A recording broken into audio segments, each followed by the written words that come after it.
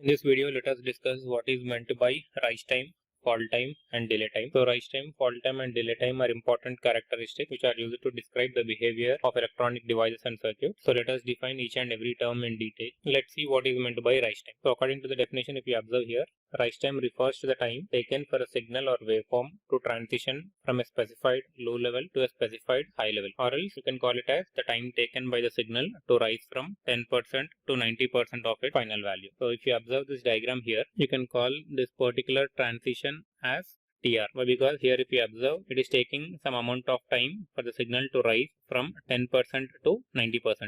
So these are not the default values. We can change the values as well. You can also consider the lower limit as 20% and you can take the upper limit as 80%. So simply rise time means the time taken by the signal to rise from 10% to 90%, or else you can call it as from 20% to 80%, or else it can be 30% to 70%.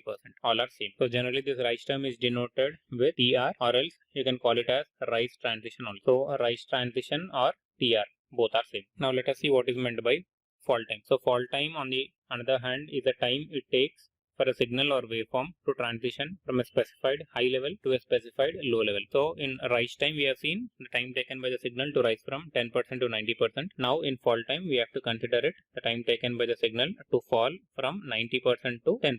As usual, this can be 80%, 20%, or else it can be from 70% to 30%. It is denoted with TF, or else you can call it as fall transition. Generally either rising or falling. So this is called as a rise transition. This is called as fall transition. So you can call this as either transition or else you can call it as slew. Both are same. Transition or slew, both are same. Now let us try to understand what is meant by delay time. We can call this delay time as propagation delay also. So let me write it here. It is also called as propagation delay.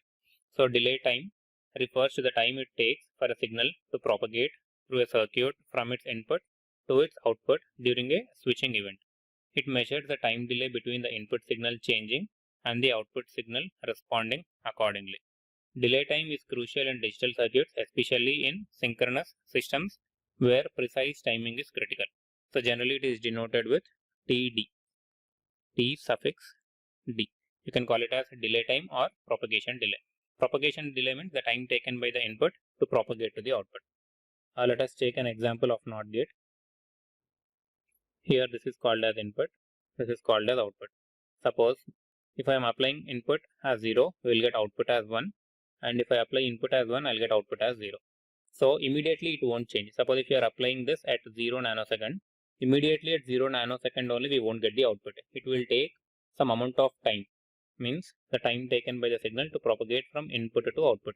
So this time is called as propagation delay. And how do we calculate? So generally we calculate it by means of 50% of its input and 50% of output.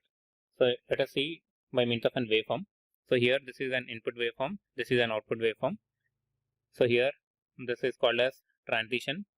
So this part is called as TR, rise transition. This is called as fall transition. So for calculating propagation delay, generally we take 50% value.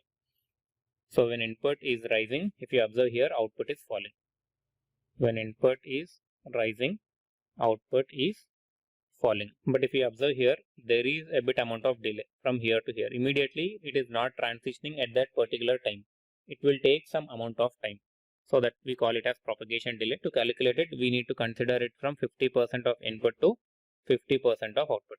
Here this is rising, here it is falling. Why? Because it is an inverter. So this gap between an input and output is called as TPHL, T propagation high to low. Always we need to take this with respect to output. So if you see the output waveform, it is changing from high and it is going to low. So first high, then low. So that's the reason I am writing here as HL. Whereas if you observe the second one, here it is falling, whereas here it is rising.